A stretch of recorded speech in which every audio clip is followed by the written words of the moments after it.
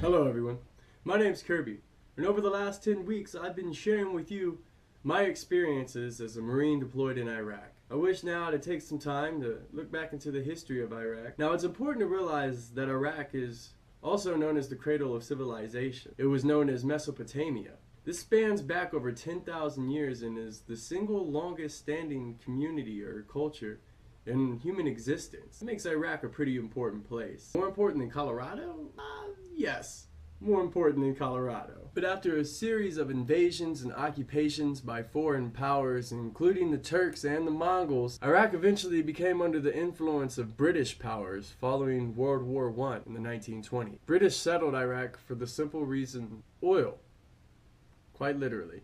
Now, Great Britain's control over Iraq wasn't really a kingdom, not in the traditional sense at least. There was no Queen Elizabeth sitting on the throne in Iraq. Long live the Queen! Long live the Queen!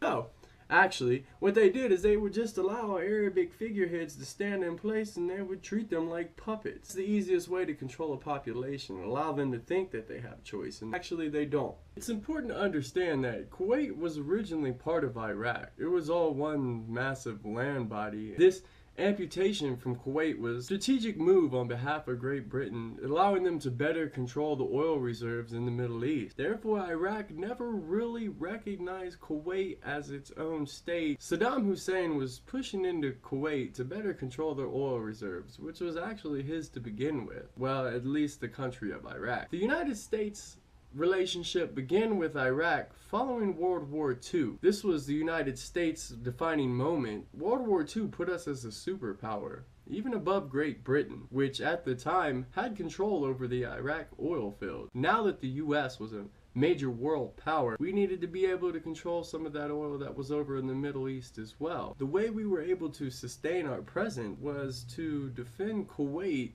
from itself, which is Iraq coming down to Kuwait, invading itself.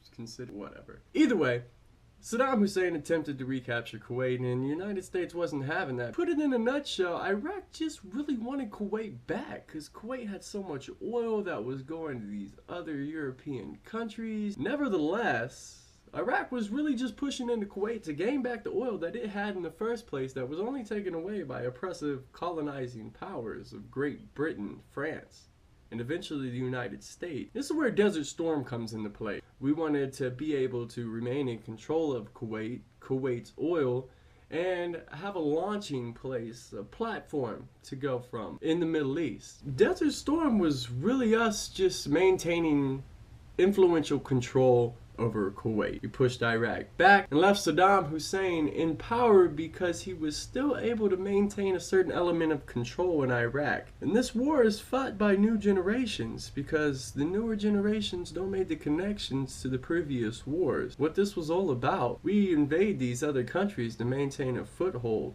a presence, so we can simply withdraw their natural resources. The Iraq conflict simply boils down to gas being around $3.50 a gallon. However you interpret this conflict, the truth is that this has been a long-standing battle of cultures and natural resources. When you trace back the trail of the Iraq conflict, it goes back into the early 20s, and that's with the colonization of that area by Great Britain. The sad thing is, at the end of the day, the reason I was there, the reason I fought, wasn't really why we were there at all. In the end, however, it's something that we could learn from. As we grow as a global community, we understand more how our lives affect others, that our consumption puts others in the position struggling and suffering.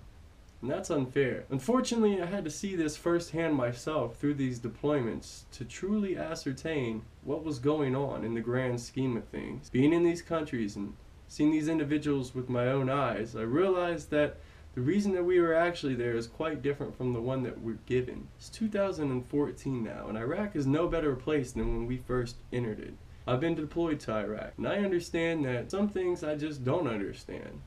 The unknown unknown. But I do know this. The reason that we were there was strictly manipulation. I hope that watching this video has given you a different perception, therefore preventing future manipulation. And I hope this has changed your idea of what the Iraq conflict was.